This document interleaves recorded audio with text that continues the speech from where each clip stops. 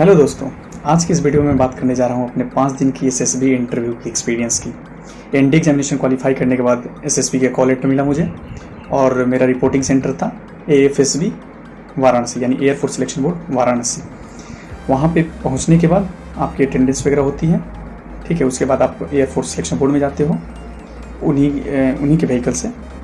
इसके बाद वहाँ पर जाने के बाद आपका एक शॉर्ट ब्रेकफास्ट वगैरह होता है। उसके बाद आपको 2 रीजनिंग टेस्ट होते हैं, दोनों एक वर्बल टेस्ट होते हैं, वर्बल रीजनिंग टेस्ट, और एक होता है नॉन वर्बल जिसमें इमेजेस से रिलेटेड वगैरह कुछ लॉजिकल क्वेश्चन पूछे जाते हैं। और ये दोनों एग्ज़ाम होने के बाद आपको चेस्ट नंबर अलॉट किया जाता है। चेस्ट नंबर एक आइडेंटिटी कार्ड के तौर पे होता है जिसमें एक नंबर मार्क किया होता है, like 1 2 300 400 so on.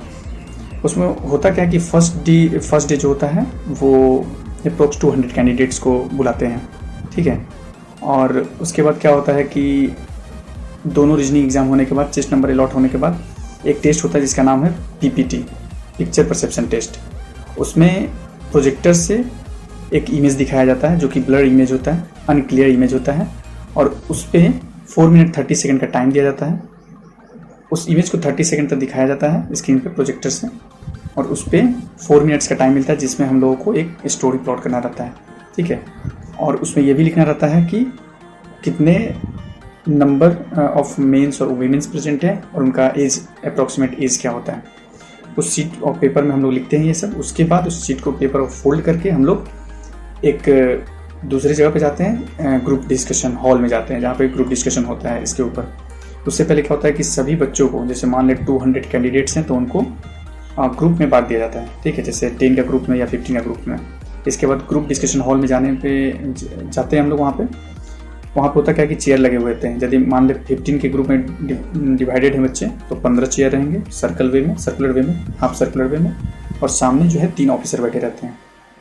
GTO, ground task officer रहता है, एक होता है आपके साइकोलॉजी वाले ऑफिसर जो आपके साइकोलॉजी को चेक करते हैं, और एक होते हैं पर्सनल इंटरव्यूअर। वो तीनों बैठे रहते हैं। उसमें होता क्या है कि जैसे ये डिस्कशन स्टार्ट करने से पहले हम लोगों को पहले अपना इंडिविजुअल स्टोरी, जो हम लोगों ने वहाँ से पिक्चर को देख के लिख के लाया है, उसको बोलना रहता है, ठीक है।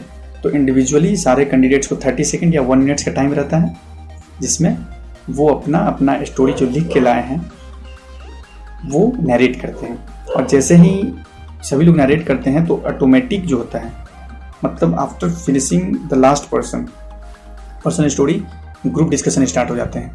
ऐसा वो लोग पहले ही मतलब इन्फॉर्मेशन दे दिए रहते हैं, इंस्ट्रक्शन दे दिए रहते हैं। तो ग्रुप डिस्कशन जब स्टार्ट होता है तो काफ़ी ही मतलब एक झगड़ा टाइप का माहौल बन जाता है वहाँ पे, क्योंकि सभी लोग चाहते हैं कि मेरा स्टोरी को फ्रंट में रखा जाए, मेरा स्टोरी को ही प्लॉट किया जाए। तो फाइनली यदि उन लोगों को लगता है कि हालात मतलब सही नहीं है या फिर ग्रुप डिस्कशन नहीं हो पा रहे हैं तो वो लोग बीच में इंटरप्ट करते हैं और बोलते हैं कि आप लोगों को 2 मिनट या 1 मिनट या 3 मिनट टाइम देते हैं, आप उसमें उसका निष्कर्ष निकालो, कंक्लूजन करो। तो फाइनली कंक्लूजन हम लोग करते हैं, ठीक है।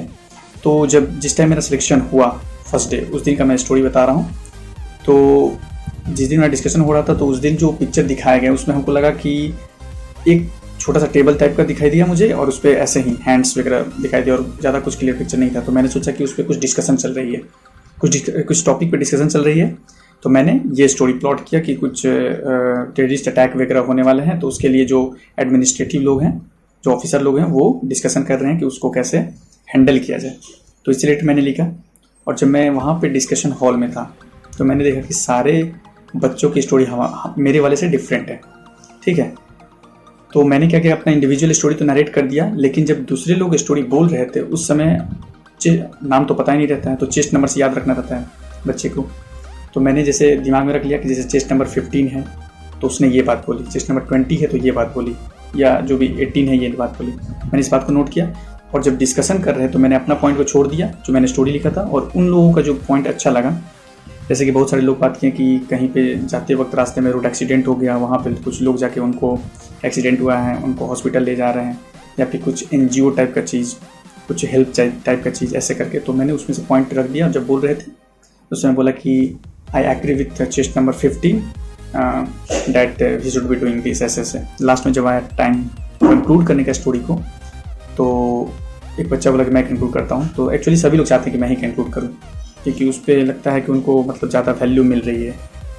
तो होता क्या है कि एक बच्चा ये हुआ, तो हम लोग एक्चुअली होता क्या है कि आपको आपकी सहमति से एक बच्चा को कंक्लूड ना रहता है, तो सहमति तो सब लोग की हुई। तो एक बच्चा था, उसमें मैंने बोला कि ओके आप जो बोल रहे बोलो, लेकिन ये सब पॉइंट थोड़ा ऐड कर लेना। वो बोला यस, एग्री हुआ।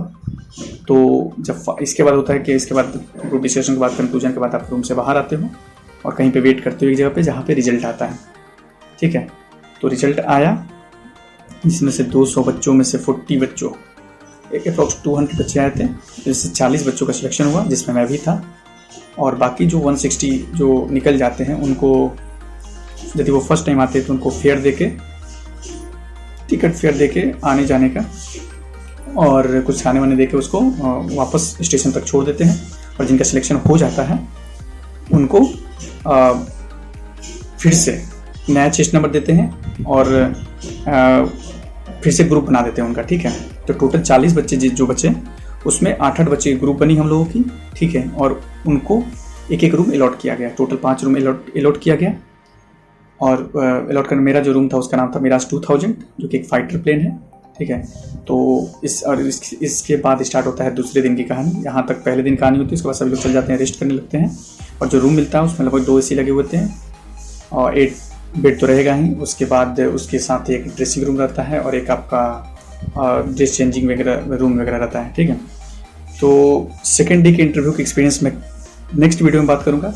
ठीक है, और यदि आप इंटरेस्टेड हैं और यदि आप भी SSB की तैयारी कर रहे हैं, तो मैं आपको एक बुक बता रहा हूँ, जो इस बुक से मैंने आइडिया ली थी।